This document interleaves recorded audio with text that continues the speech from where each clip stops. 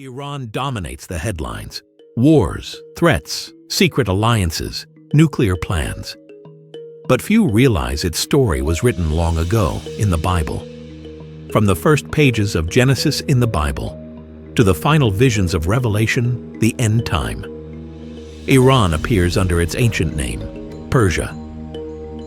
The Bible doesn't just tell us how Persia began, it reveals its final role in the last days. In Revelation, Persia joins a deadly coalition in the war of Gog and Magog, rising against Israel. But Persia wasn't always a threat. It once set God's people free, helped rebuild the temple, and fulfilled the prophecies of Daniel. Stay with me until the end, because today we'll uncover Iran's real place in God's plan, from the very beginning to the end. Let's dive in. It all starts in the book of Genesis when God gives humanity a second chance thought, the lineage of Noah. Noah's three sons, Shem, Ham, and Japheth, became the forefathers of new nations. From them, the coastlands were populated, each according to their own languages, families, and nations. Among their sons, two names stand out, two ancestors of what would later become the Persian Empire, Madai and Elam. Madai is the son of Japheth. From him came the Medes, a people who settled in the northern mountains, a region that is now part of modern-day Iran. These mountain tribes grew slowly, building villages and forming strong clans. They were tough, independent, and well-organized. Madai is seen as the ancestor of the ancient heartland of northern Iran. Elam was the son of Shem. His descendants settled in the rich lands of southwestern Iran, near the Persian Gulf. But when the population grew, came the war's four eastern kings, including Chedorlaomer, king of the Elamite, joined forces and invaded the land of Canaan. They destroyed cities, enslaved people, and even took Lot, Abraham's nephew, as a captive. Elam was not a weak or unknown tribe. It was a strong kingdom, the first in Scripture to go to war against God's people. But Abraham didn't stay silent. With only 318 trained servants, he chased down the invaders, attacked them at night, and won. He rescued Lot, freed the prisoners, and defeated the eastern kings. It was a victory that showed something clear. No power on earth can overcome those who have the favor of God.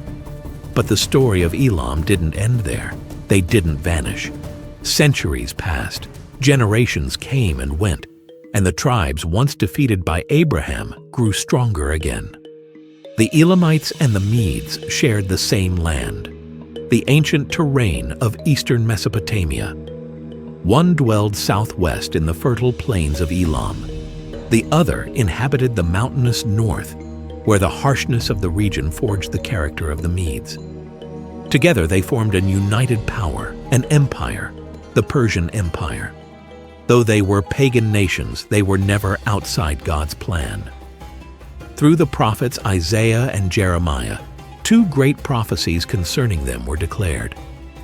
The first prophecy revealed that God would use Persian as instruments to punish Babylon. Babylon, who had destroyed Jerusalem and burned down its temple, would not escape judgment. Yet the second prophecy was even more astounding.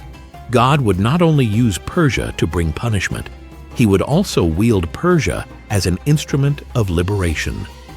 God announced through the prophet Isaiah that an unborn pagan king would free Israel from exile and decree the rebuilding of the temple in Jerusalem. Isaiah called him by name more than 150 years before he was even born, Cyrus, and both prophecies came true with terrifying precision. In the 8th century BC, Deioces, king of the Medes, united the tribes of Elam and Madai, founding the first imperial capital, Ecbatana. His grandson, Cyaxares, took the next great step, reforming the army and turning it into a war machine strong enough to destroy Nineveh, capital of the Assyrian Empire, one of Israel's most brutal enemies. The prophecy began to be fulfilled. God was raising up Persia from within as his instrument of judgment and redemption. Yet even as Persia grew in power, God had already revealed its destiny through prophetic dreams. and the first to see it clearly was a young Hebrew prisoner living in Babylon, Daniel. It all started when the Babylonian army, led by King Nebuchadnezzar, marched into Jerusalem. The city walls fell, the temple was ransacked, and thousands were carried away into slavery in distant lands. Daniel was among them. He was just a teenager when he was torn from his home and brought to the court of Babylon. But there in the darkness, God chose him. God gave him something granted to no other captive, a gift of visions. Visions that spoke not only about his own time, but about the course of all human history. At the very heart of the empire responsible for Jerusalem's destruction, Daniel began to see how God would raise another kingdom, one destined to replace Babylon and play a crucial role in the fate of his own people, the Persian Empire. And it all began with dreams. While Daniel served in Nebuchadnezzar's court, the king was deeply troubled by a disturbing dream. A giant statue, crafted from different metals, towered before him, radiating an indescribable glory and menace. Terrified, the king demanded not only someone who could reveal it without first hearing it. None of Babylon's the three wise men could accomplish this task. But God's prophet was ready, and they brought Daniel before the king. With the authority of heaven, Daniel stood before the powerful ruler and revealed what no Babylonian wise man could unravel. He described the dream exactly and proclaimed a revelation that would forever change the world's destiny. You, O king, are the head of gold. But after you, another kingdom will rise depicted by the chest and arms of silver. The prophecy was clear. Babylon would fall, and the throne would pass on to a new empire chosen by God. The Persian Empire, young Daniel, living far from his homeland, watched God's visions come true. The king God had foretold long ago through Isaiah was about to arise from the highlands of Persia. His name was Cyrus. Cyrus, the young Persian king, conquered Media and united the kingdoms into the Medo-Persian Empire. The Persian Empire gradually rose in power until it became the most dominant force of its time. Eventually, its king turned his attention to Babylon. The day spoken of in prophecy finally arrived, though it wasn't a battle like others. One night, King Belshazzar, grandson of Nebuchadnezzar, held a lavish banquet for 1,000 nobles. In the middle of the celebration, he made a shocking decision. He ordered the sacred vessels his grandfather had taken from the temple in Jerusalem to be brought out. Then, using these holy items, they raised their cups to honor false gods. At that moment, a mysterious hand appeared and began writing 4 words on the palace wall: Mene, Mene, Tekel, Upharsin. The king's face turned pale. No one could explain the meaning of the message. Daniel was brought in, and he revealed the meaning. God has numbered your days and brought your reign to an end. Your kingdom is divided and given to the Medes and Persians. As Daniel spoke those words, the prophecy began to unfold. The armies of Cyrus the Great, king of Persia, had already diverted the Euphrates River. That very night, they entered Babylon through the dry riverbed. The gates were left unlocked. God had opened them. King Belshazzar was killed, and Babylon fell to Persia, exactly as foretold. For 70 years, the Jews had lived in exile by the rivers of Babylon. Now, something no one expected happened. A foreign, pagan king allowed them to return to Jerusalem. But Cyrus did more than allow it. He provided funds to rebuild the temple and sent Jewish leaders back with royal approval: Zerubbabel, from David's royal line, and Joshua the high priest. These men laid the foundation of the new temple, restoring the place where God's name once dwelled. Persia, unlike other empires, did not destroy Israel. It helped rebuild it. But God also revealed to Daniel another vision, one more intense and troubling. In this vision, 4 beasts emerged from chaotic waters. The second beast was a bear, raised on one side with 3 ribs in its mouth. A voice thundered, "Get up and eat your fill of flesh." This beast represented the empire that would follow Babylon, Persia. It leaned to one side because Persia would come to dominate Media. The three ribs symbolized Persia's key conquests: Lydia, Babylon, and Egypt, each taken one after the other as Persia expanded rapidly. History confirmed this vision. Persia conquered Lydia in Asia Minor, then Babylon. Next, it moved toward Egypt. Under Cambyses II, son of Cyrus, Persian forces crossed the Sinai Desert and defeated Pharaoh Psamtik III at the Battle of Pelusium. Egypt, longtime oppressor of Israel, was defeated. The third rib had fallen. Years later, Daniel saw yet another vision. This time, it was even clearer. A ram appeared with two horns, one taller than the other, and the taller one came up later. The ram charged west, north, and south, unstoppable. The meaning was explained. The ram represents the kings of Media and Persia. Persia was once again at the center of God's plan, but this time not as a helper of Israel, but as a powerful, conquering force. The detail about the uneven horns revealed something specific. Persia would rise above Media. Though it was a joint empire, Persia held true power. Then another figure appeared in the vision, a goat moving swiftly from the west with a single prominent horn. It attacked the ram, crushed it, and trampled it. This symbolized the next world empire, Greece. Though Daniel didn't know the goat's identity at the time, he understood this. Persia, for all its glory, would eventually fall. But that downfall hadn't happened yet. At its peak, Persia was unmatched. It ruled from India to Ethiopia. During the reign of King Ahasuerus, the throne of the world's greatest empire was in the city of Susa, deep in the land of Elam, modern-day southwestern Iran. And it was there, in Susa, that one of the Bible's most surprising miracles would take place. The mighty Persian Empire, unmatched in power and wealth, was forever changed by the actions of a single woman. The king held a grand banquet that lasted 6 months. Then he invited all the people of Susa to a final 7-day feast.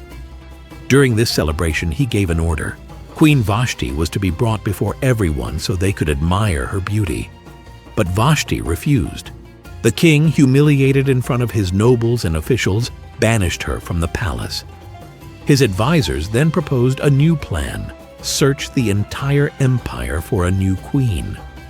The most beautiful young women would be taken to the royal palace, where they would undergo a full year of preparation before being presented to the king. Among them was a young woman named Hadassah. She was an orphan, raised in secret by her cousin Mordecai. No one knew her background. In the palace, she was given a new name, Esther. Esther quickly gained the king's favor. Without knowing her origins, he chose her as the next queen. Meanwhile, in the shadows of the palace, danger was rising. A man named Haman, a descendant of Israel's ancient enemies, had climbed to the highest position of power after the king. When everyone was ordered to bow before him, Mordecai refused. Haman was enraged. But he didn't just seek revenge against one man. He plotted to destroy an entire people. He approached the king and spoke of a strange nation scattered across the empire, a people with different customs who, according to him, disobeyed the laws of the land. He convinced the king that they were a threat and secured approval for a decree to wipe them out. The decision was sealed with the royal ring. A date was set. Within a year, every Jew in the Persian Empire, men, women, and children, would be executed. Fear spread quickly. Mordecai sent word to Esther, urging her to act. But approaching the king without an invitation was punishable by death, unless he extended his golden scepter in mercy. Esther hesitated, but she knew what had to be done. She chose to risk her life. Uninvited, she entered the throne room. The king looked upon her and raised his scepter. She had found favor.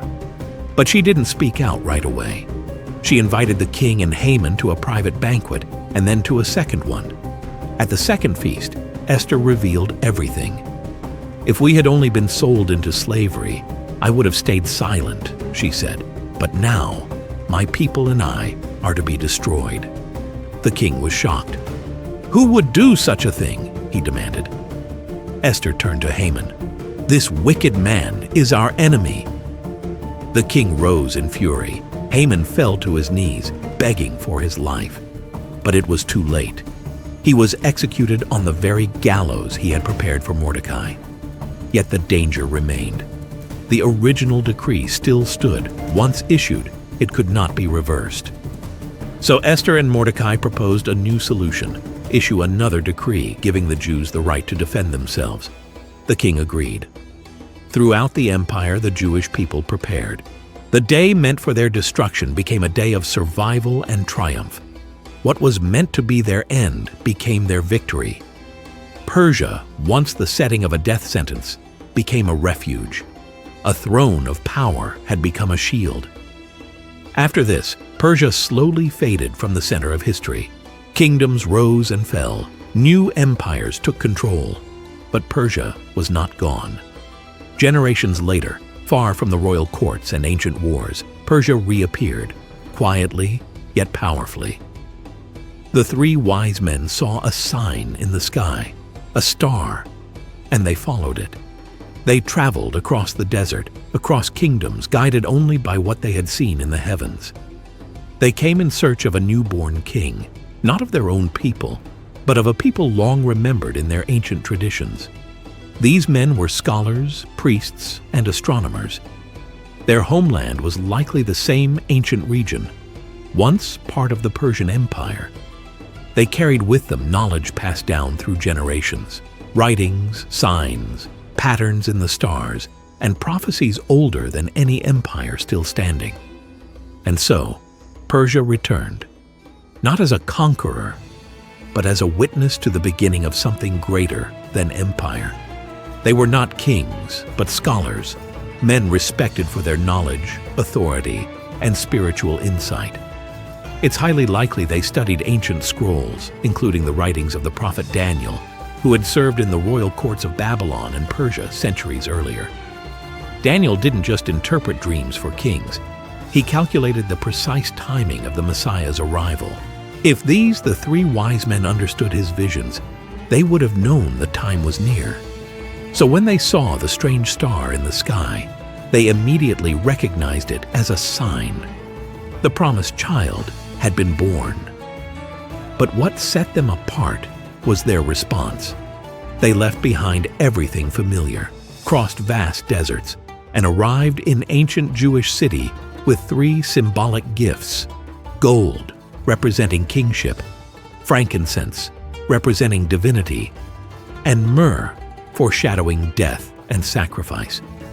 Without realizing it, these men revealed one of the greatest mysteries of all. This child would be a king. He would be God, and he would be a sacrificial lamb. While Jerusalem's religious scholars remained silent and King Herod plotted to kill him, these foreigners from the East became the first to recognize and honor the fulfillment of ancient prophecy. This wasn't a coincidence. It was divine design. Persia, the very empire that once freed the Jewish people and helped rebuild their temple, was now the first to offer honor to their Savior. Once again, Persia became an instrument of divine revelation. From the very beginning of redemptive history to the humbled birth in a manger, ancient Persia, Iran, was woven into God's plan. But Persia's story in the Bible doesn't end in Bethlehem. Though it once played a role in liberation, prophecy reveals it will also be involved in one of the darkest chapters of the future. Through the visions of the prophet Ezekiel, we learn that Persia will be part of a powerful alliance that rises up against Israel in the last days. This future coalition includes several nations: Persia, or now called Iran, Kush or Sudan, Put or Libya, and regions associated with Turkey and the Caucasus. They will unite under a northern leader, believed by many scholars to represent a figure from the Russian or Eurasian region. This alliance will form a massive military force advancing toward Israel like a storm. but they will not succeed. Their invasion will trigger a dramatic divine response. Earthquakes, fire, confusion among the armies. Amidst the chaos, God's power will be revealed, and His name made known to all nations. So Persia, once a redeemer, will now face judgment. Not because she was forgotten, but because she rises once again against God's will and His people.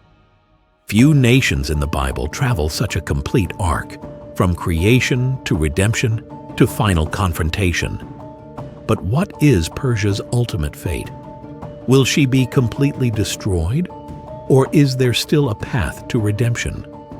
The answer is not spelled out directly, but hidden in the details, it suggests something far deeper and more powerful than many realize. After the fall of this coalition, the aftermath is catastrophic. An army consumed by fire from above, bodies left in open fields, weapons burning for years. The name of the northern leader becomes a symbol of divine judgment. And Persia, as part of this alliance, will not escape that reckoning. Yet here lies a surprising twist, one rooted in a prophecy spoken long ago and nearly forgotten. The prophet Jeremiah once delivered a message about Elam, the ancient region linked to modern-day Iran. It spoke first of judgment.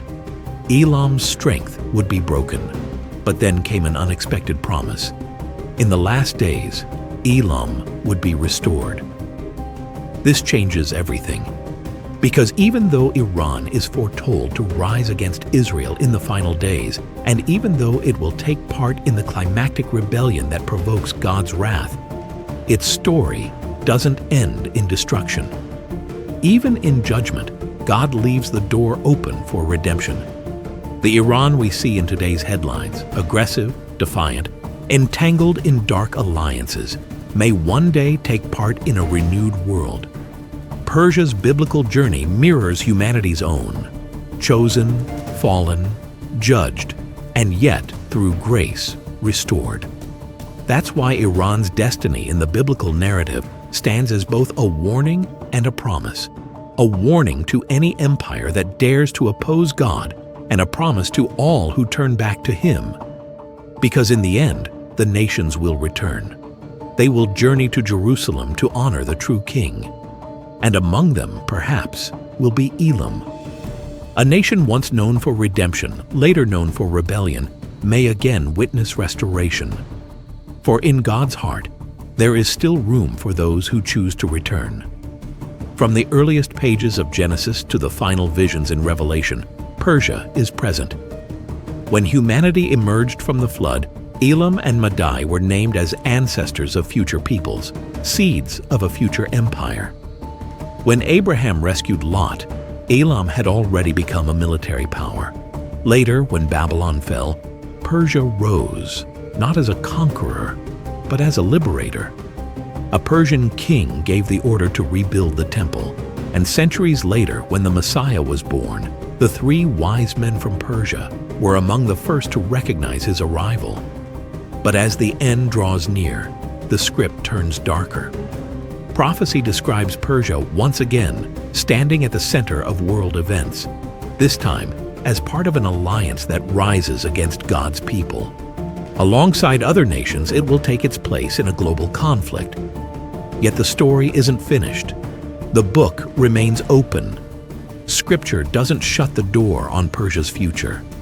One day, the nations will return to Jerusalem, not to wage war, but to worship. What if the most ancient feud in history isn't just about land, but about something far deeper, a battle foretold in sacred texts thousands of years ago? The Israel-Palestine conflict is one of the most polarizing and debated issues in our world today. For some, it's a matter of politics, a struggle for sovereignty and survival, but for others, particularly those familiar with the Bible, it's a spiritual war that has been playing out since the days of Abraham. 2 perspectives, 1 conflict. What lies at the heart of this enduring enmity? To truly understand, we must look back. The story begins with ancient promises made to Abraham, a man revered as the patriarch of both Jews and Arabs. These promises, recorded in the Bible, speak of land and blessings for his descendants. But who are these descendants, and how did a divine covenant spark such a profound divide? Over time, the promises of the past have collided with the realities of the present, shaping the geopolitics of the modern Middle East in ways that few could have imagined. This exploration will take you through biblical events and prophecies that are deeply tied to the identity of Israel and Palestine, as well as the historical turning points that have fueled the conflict. It's a journey that will uncover how spiritual beliefs intersect with political ambitions, shedding light on why this struggle remains unresolved. If you've ever been curious about the deeper forces at play in one of history's longest-running disputes, stay with us. And if you're intrigued by the connections between ancient texts and the world we live in today, make sure to like and subscribe. Let's step back in time to uncover the roots of this conflict, beginning with a man, a promise, and a question that changed the course of history. Biblical foundations and ancient history. The story of the Israel-Palestine conflict has roots that reach back thousands of years to the time of the Bible. To truly understand this struggle, we need to start with Abraham, his family, and the promises that shaped their connection to the land. It all begins with Abraham, a central figure in the histories of Judaism, Christianity, and Islam. In the Bible, God makes a special promise to Abraham known as a covenant, promising that his descendants would inherit the land of Canaan. But Abraham's family story complicates this promise, as he had two sons, Isaac, born to his wife Sarah, and Ishmael, born to Hagar, Sarah's servant. According to Genesis 17:1-19, God chooses Isaac, Sarah's son, as the one through whom this covenant will continue. This decision establishes Isaac's descendants, the Israelites, as the inheritors of the promised blessings and the land. But Ishmael was not forgotten. In Genesis 16:10-12, God promises that Ishmael will also become the father of a great nation.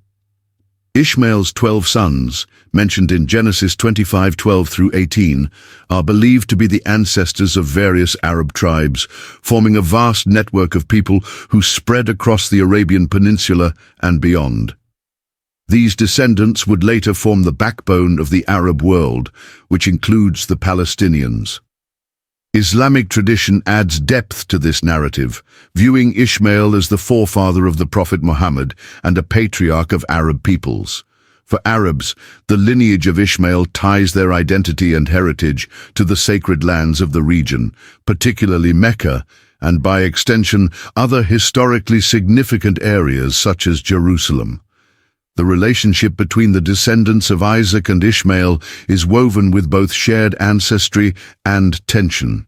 While the Bible focuses on the Israelites' covenant, later Islamic teachings emphasize Ishmael's role in God's plan, framing him as a prophet and integral to the spread of monotheism. These parallel yet divergent narratives have sown seeds of both unity and rivalry, which reverberate through history. Generations later, Isaac's descendants form the Israelite nation. Under Kings Saul, David, and Solomon, they unify into a powerful kingdom. David conquers Jerusalem, making it the political and spiritual heart of the nation. Then Solomon, David's son, builds the first temple, a sacred place that becomes the center of worship for the Israelites. During this golden age, it seemed like the promises to Abraham had been fully realized, a united people living in their promised land. However, these achievements did not bring lasting peace. After Solomon's death, the kingdom splits into two, Israel in the north and Judah in the south. This division weakens the Israelites and makes them vulnerable to powerful empires like Assyria and Babylon. In 586 BCE, the Babylonians, led by King Nebuchadnezzar, conquer Jerusalem and destroy the first temple. For the Jewish people, this is more than just a military defeat. It's a spiritual crisis, as they are exiled from the land that was promised to them by God. Yet the Bible frames this exile as both a punishment and a prophetic fulfillment, a theme echoed by prophets such as Jeremiah and Ezekiel. This period of exile is significant because it intensifies the Jewish longing for their homeland and strengthens their spiritual identity. But the story doesn't end there. In 539 BCE, the Persian Empire, under Cyrus the Great, defeats Babylon. Cyrus allows the Jewish exiles to return to their homeland and rebuild the temple. This second temple renews their hope and re-establishes their connection to the land, even as they face new challenges. Meanwhile, the descendants of Ishmael continue to grow in influence across the Arabian Peninsula, establishing trade routes, cultural networks, and spiritual traditions that will later play a significant role in the emergence of Islam. The Bible's prophetic texts also add complexity to this history. Books like Isaiah, Daniel, and Zechariah contain visions of future conflicts and divine restoration centered on Jerusalem. Zechariah 12:2-3, for example, speaks of Jerusalem becoming a cup of trembling for all nations, a prophecy often interpreted as reflecting the city's enduring centrality and contentiousness. These prophecies are key to understanding the spiritual stakes of the land, not just for Jews, but for Christians and Muslims as well, who see in them hints of divine purpose and end times significance. The stories of Abraham's sons and the Israelite kingdom form the spiritual foundation for claims to the land that continue today. For Jewish people, the covenant with Isaac's descendants is seen as proof of their historical and divine connection to the land of Israel. For many Arabs, the blessings promised to Ishmael validate their ties to the same land, especially in Islamic tradition, which holds the land as sacred. These ancient stories, filled with promises and struggles, have evolved into a deep and complex conflict that still resonates in the modern world. This biblical history helps us see how past events influence today's disputes. The promises to Abraham, the rise and fall of kingdoms, and the resilience of exiled people are all threads in a story that continues to unfold. From Roman rule to the Jewish diaspora, the transition from ancient Israel to a dispersed Jewish population begins with the centuries following the Persian Empire's rule. After the Persian king Cyrus the Great allowed Jewish exiles to return and rebuild the Second Temple in 539 before the Common Era, Judea became a province within the larger Persian Empire. The Jews experienced relative autonomy under Persian governance, maintaining their religious practices and rebuilding their cultural identity. During this time, the Second Temple became the focal point of Jewish worship, and many of the traditions and institutions central to Judaism were developed or reinforced. When the Persian Empire fell to Alexander the Great in 332, before the Common Era, the region transitioned to Hellenistic rule under the successors of Alexander, known as the Diadochi.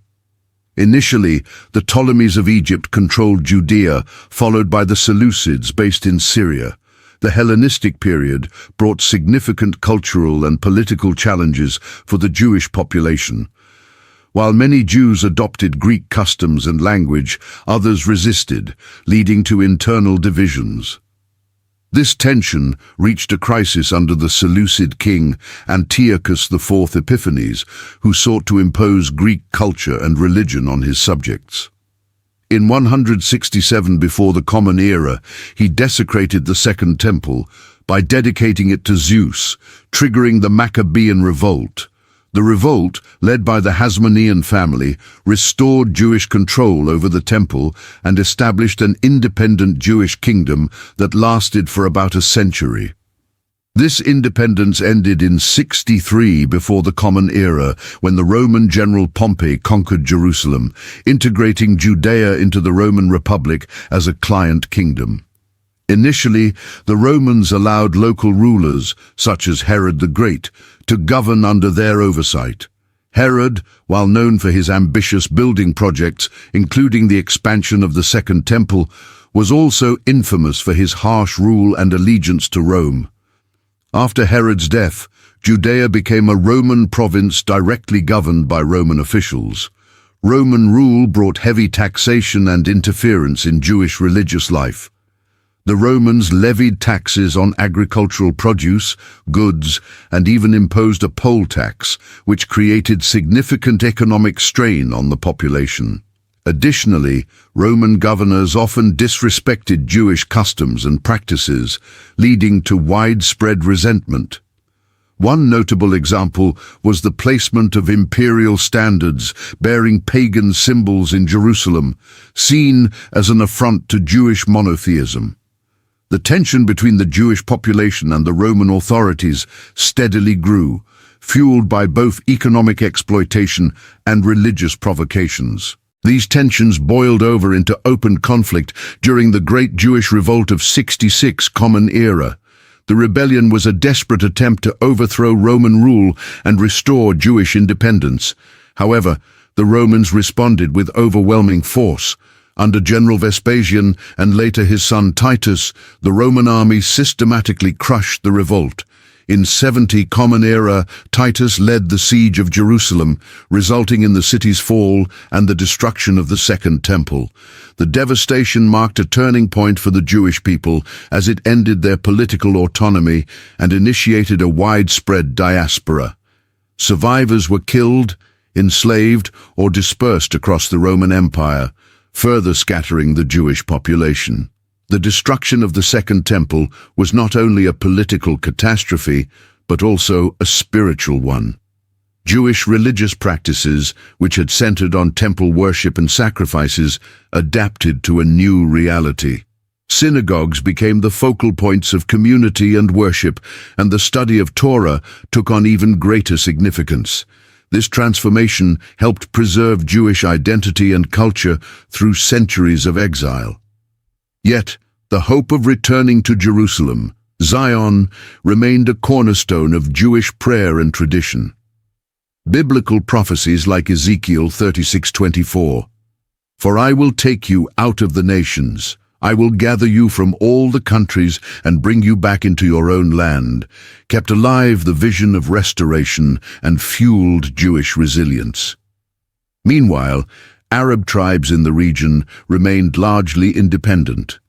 Many engaged in trade, connecting the Arabian Peninsula with the Mediterranean. Some allied with the Romans, while others maintained autonomy. Their influence grew significantly with the rise of Islam in the 7th century, brought dramatic changes to the region. Arab Muslim armies conquered Jerusalem in 637 Common Era during the reign of Caliph Umar, marking the beginning of Islamic dominance in the Holy Land. Under Islamic rule, Jerusalem became a key religious center, associated with the Prophet Muhammad's night journey. The construction of the Dome of the Rock and Al-Aqsa Mosque on the Temple Mount symbolized the city's importance in Islam and added a new layer of religious significance to the contested land. From medieval period to modern Zionism, as the Ottoman Empire declined and the modern age approached, the region of Palestine experienced profound changes. Two powerful movements began to emerge: Jewish Zionism and Arab nationalism. These movements, driven by deep cultural, religious, and political aspirations, would shape the region's destiny. For centuries, the Jewish diaspora had carried the hope of returning to their ancestral homeland. This longing was rooted in biblical prophecies and traditions passed down through generations. The prophet Ezekiel, for example, declared in Ezekiel 36:24, "For I will take you out of the nations, I will gather you from all the countries and bring you back into your own land." Similarly, Isaiah 11:11-12 spoke of God's promise to bring back the scattered remnants of Israel. These words offered comfort during long periods of exile and persecution and fueled the vision of a return to Zion. By the late 19th century, this hope gained new urgency as European nationalism rose and anti-Semitism grew, particularly in Eastern Europe. Pogroms and widespread discrimination forced waves of Jewish immigrants to seek refuge in Palestine, then part of the Ottoman Empire. Theodor Herzl, often called the father of modern Zionism, captured this aspiration in his influential book Der Judenstaat, The Jewish State, in 1896. Herzl argued that only a sovereign homeland could offer safety and dignity to the Jewish people. In 1897, the first Zionist Congress in Basel, Switzerland, formalized these ideas, setting the stage for efforts to establish a Jewish state in Palestine. At the same time, Arab nationalism was taking shape, driven by a desire for autonomy from Ottoman control and resistance to European imperialism. Arabs living in Palestine and the broader Middle East had a deep connection to their land, language, and Islamic heritage. As the Ottoman Empire weakened, Arab leaders and intellectuals began to advocate for greater unity and independence. While Palestine's Arab population was initially small and mostly rural, concerns grew as Jewish immigration increased under the Zionist movement. These concerns centered on preserving Arab identity and land ownership. At the turn of the 20th century, these overlapping aspirations set the stage for conflict. Jewish immigrants, purchasing land from absentee Ottoman landlords, established agricultural settlements.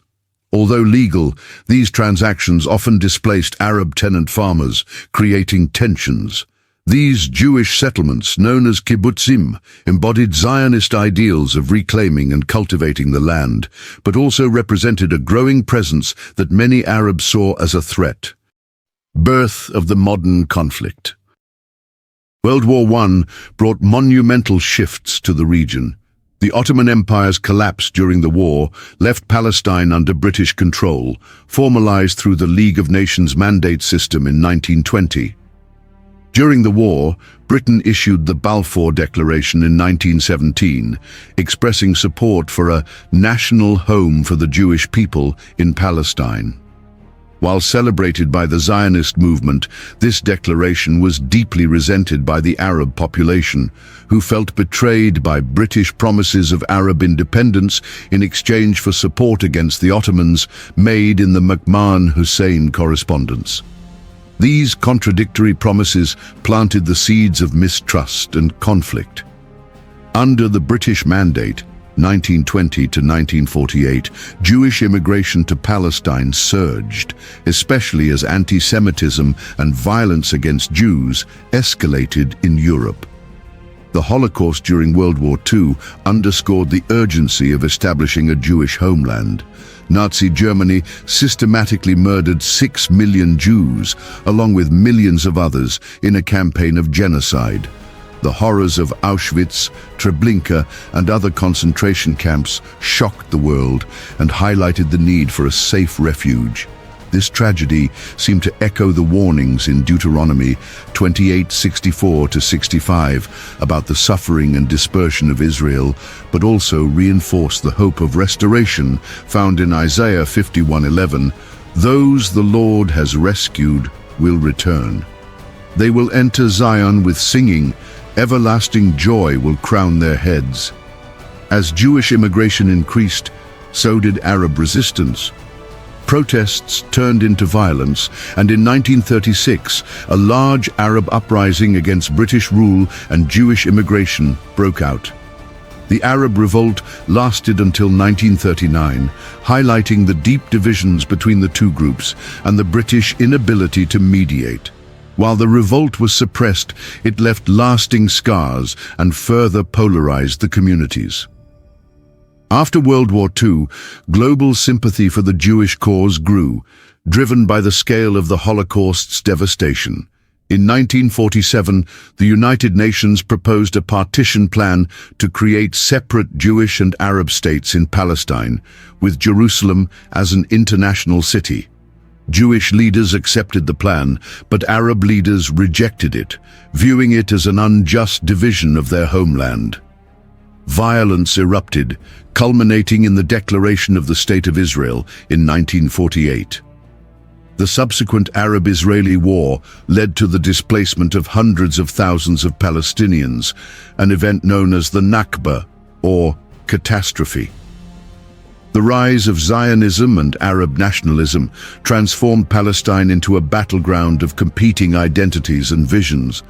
These movements, rooted in history and deeply held beliefs, collided in ways that continue to shape the region. The struggles over land, identity, and sovereignty from this era remain at the heart of the ongoing conflict. Post-war period and the Six-Day War. The Six-Day War of 1967 was a pivotal moment in the Israel-Palestine conflict, reshaping the Middle East and leaving an impact that is still felt today. This short but intense war, fought between Israel and its neighboring Arab states, Egypt, Jordan, and Syria, stemmed from unresolved tensions and escalating rivalries that had been building for decades. The roots of this conflict can be traced back to 1948, following the Nakba, or catastrophe, when hundreds of thousands of Palestinians were displaced as a result of the Arab-Israeli War. Refugee camps swelled, and generations grew up in conditions of loss and exile, nurturing a deep sense of injustice.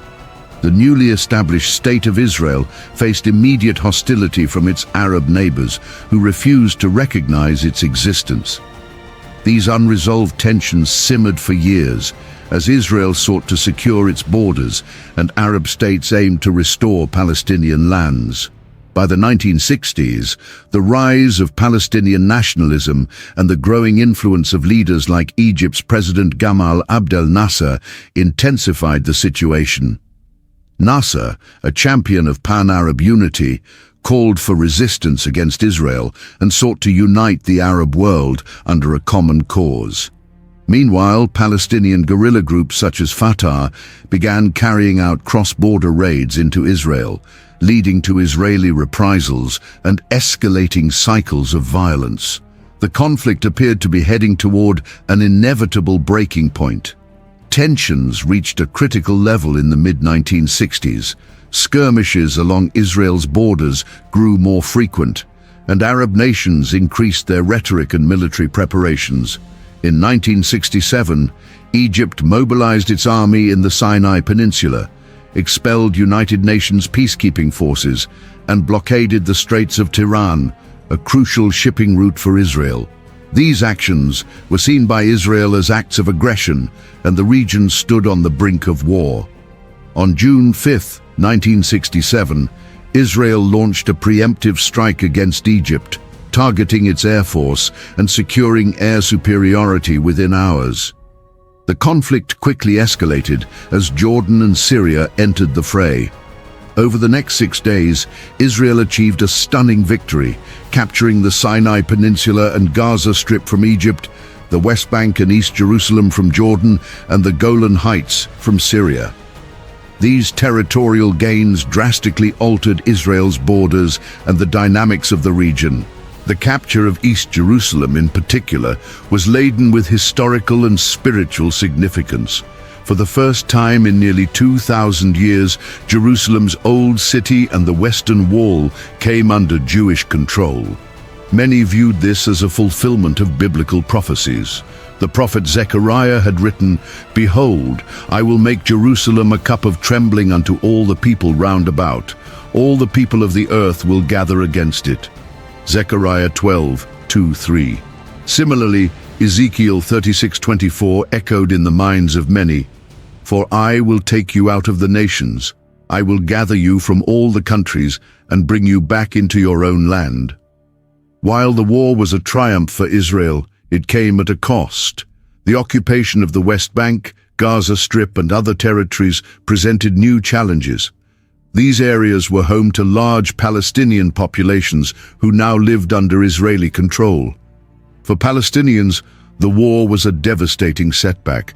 Many were displaced for a second time, and life in the occupied territories was marked by hardship and uncertainty. Palestinian anger grew, and their resolve to fight for self-determination only deepened. The sense of loss among Palestinians was palpable, echoing the warnings in Luke 21:24. Jerusalem will be trampled on by the Gentiles until the times of the Gentiles are fulfilled. The aftermath of the Six-Day War had a profound impact on the broader Middle East. Arab states, humiliated by their defeat, faced internal struggles and began rethinking their strategies toward Israel. The war also set the stage for future conflicts, including the Yom Kippur War of 1973 and the ongoing cycles of violence that persist today. The territories captured during the war remain at the heart of the Israel-Palestine conflict, with disputes over land, sovereignty and security continuing to fuel tensions. The legacy of the Six-Day War is deeply woven into the history of the region. For some, it represents the fulfillment of ancient prophecies and the realization of long-held aspirations. For others, it symbolizes the deepening of historical injustices and the enduring pain of displacement. Understanding this moment is crucial to grasping the complexities of the Israel-Palestine conflict and the broader challenges of achieving peace in the Middle East. Jerusalem as a sacred battleground. Jerusalem has always been at the heart of the Israel-Palestine conflict, not just as a geographical point, but as a sacred battleground cherished by Jews, Christians, and Muslims alike. Its profound spiritual meaning, combined with its political and historical significance, has made it a central stage for tension and devotion over centuries. For Jews, Jerusalem is their eternal capital, the site of their ancient temples, and the heart of their identity. The Western Wall, a surviving part of the Second Temple destroyed by the Romans in 70 Common Era, remains one of Judaism's holiest sites. Biblical prophecies, such as Zechariah 12:3, describe Jerusalem as a burdensome stone for the nations, symbolizing its enduring role in Jewish destiny and the divine plan. Throughout centuries of exile, the longing for Jerusalem has been a cornerstone of Jewish prayers and traditions. Zechariah 14:2-4 even foretells a climactic event where nations gather against Jerusalem only for divine intervention to reshape its future. Then the Lord will go out and fight against those nations. His feet will stand on the Mount of Olives. For Christians, Jerusalem is a sacred place tied to the life and death of Jesus Christ. It is where Jesus was crucified, buried, and resurrected, making it the spiritual foundation of their faith. Sites like the Church of the Holy Sepulchre and the Via Dolorosa attract millions of pilgrims every year, serving as reminders of these pivotal events. In Christian theology, Jerusalem also plays a role in end times prophecies. Revelation 21:2 envisions a new Jerusalem descending from heaven, described as a bride beautifully dressed for her husband, representing a renewed and perfect city in God's ultimate plan for humanity. For Muslims, Jerusalem holds immense spiritual importance as the location of Al-Aqsa Mosque and the Dome of the Rock, two of Islam's holiest sites. According to Islamic tradition, the Prophet Muhammad visited Jerusalem during the night journey, Isra and Miraj, ascending to heaven from the rock now housed within the Dome of the Rock. Known as Al-Quds, meaning the Holy, Jerusalem has long been a symbol of faith and resilience for Muslims, particularly for Palestinians who see it as central to their identity and aspirations. This profound spiritual significance has also made Jerusalem a flashpoint for political tensions. After the Six-Day War in 1967, Israel captured East Jerusalem, including the Old City, unifying the city under Israeli control. For Jews, this moment was seen as a fulfillment of ancient promises and prophecies, but for Palestinians and much of the Muslim world, it was viewed as an occupation. The status of Jerusalem remains one of the most sensitive and contentious issues in any peace negotiations. On the global stage, Jerusalem's status is a delicate matter. Israel considers the city its undivided capital, while the United Nations and many countries view East Jerusalem as occupied territory, envisioning it as the future capital of a Palestinian state. This duality underscores the city's complex identity as both a unifying symbol for believers and a source of division in global politics. Prophetic interpretations add another layer of depth to Jerusalem's story.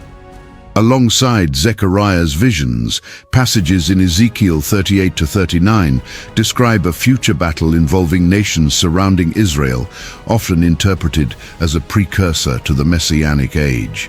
Revelation 16:16 references Armageddon, a final confrontation centered around Jerusalem that symbolizes the climax of human history and divine judgment. For many believers, these prophecies provide a framework to understand modern events, intertwining faith with geopolitics. Jerusalem's role as a sacred battleground highlights the powerful intersection of religion, history, and politics in the Israel-Palestine conflict. The city's contested status embodies the broader struggles over identity, sovereignty, and faith, making it far more than just a city. It stands as a symbol of humanity's enduring quest for peace, justice, and meaning. The Israel-Palestine conflict is not just a struggle over land. It is a story that intertwines history, identity, faith, and the human quest for peace. Rooted in ancient promises and historical grievances, this conflict remains one of the most complex and deeply emotional disputes in the modern world. At its core, the conflict is about two peoples, each with deep historical ties to the same land. For Jews, the land of Israel represents the fulfillment of biblical covenants and a refuge after centuries of persecution. For Palestinians, it is their ancestral home, rich with cultural and historical heritage. This dual claim to the land has fueled tensions for generations, exacerbated by wars, displacement, and competing national movements. The modern phase of the conflict began in the 20th century, with the rise of Zionism and Arab nationalism, intensified by British promises during World War I. The establishment of the State of Israel in 1948 was a moment of triumph for Jews, but a catastrophe, or Nakba, for Palestinians. Wars in 1948, 1967, and beyond reshaped the region, displacing millions and creating a legacy of unresolved grievances and mistrust. Jerusalem, with its unparalleled spiritual significance to Jews, Christians, and Muslims, has become a focal point of this conflict. The city embodies the intersection of faith and politics, serving as both a unifying symbol and a deeply contested space. Its capture by Israel in the Six-Day War of 1967 intensified these divisions, as competing claims over the city reflect the broader struggles of the conflict. Prophecies from sacred texts often frame the narrative for believers. For Jews, the prophet Zechariah foretold in Zechariah 12:3 that Jerusalem would become a burdensome stone for all nations, a reflection of its enduring significance and the struggles surrounding it. Similarly, Zechariah 14:2-4 describes a future time when nations will gather against Jerusalem, but divine intervention will transform the city's fate. Then the Lord will go out and fight against those nations. His feet will stand on the Mount of Olives. These visions resonate deeply, particularly in light of the city's long history of conflict and survival. In Christian theology, the hope for a peaceful resolution is often linked to the vision of a new Jerusalem. Revelation 21:2 describes this heavenly city descending from God, prepared as a bride beautifully dressed for her husband. This New Jerusalem represents ultimate reconciliation and the promise of peace, symbolizing a world free from conflict and filled with divine presence. Revelation 21:4 continues with a profound promise. He will wipe every tear from their eyes. There will be no more death or mourning or crying or pain, for the old order of things has passed away. Isaiah and Micah also envision a time when nations will turn away from violence. Isaiah 2:4 declares, "They will beat their swords into plowshares and their spears into pruning hooks. Nation will not take up sword against nation, nor will they train for war anymore." Micah 4:4 offers a similarly hopeful image. "Everyone will sit under their own vine and under their own fig tree, and no one will make them afraid." These prophecies reflect the universal longing for peace, where justice and security replace fear and division. But how do we move closer to this vision of peace? Is it possible to reconcile these deep divisions through understanding and dialogue? Resolving the Israel-Palestine conflict requires addressing the deep-rooted issues of identity, sovereignty, and justice. It demands empathy for the historical experiences of both peoples and a commitment to a future where both can coexist in peace and dignity. This vision is not just political, but deeply human, calling for a recognition of shared humanity above division. The story of this conflict is far from over, but its lessons are clear. Peace will not come through force or dominance, but through understanding, compromise, and the shared belief that a better future is possible. What are your thoughts on the role faith and history play in shaping this conflict and its resolution? Let us know in the comments below. And don't forget to like, share, and subscribe to continue exploring these important stories with us.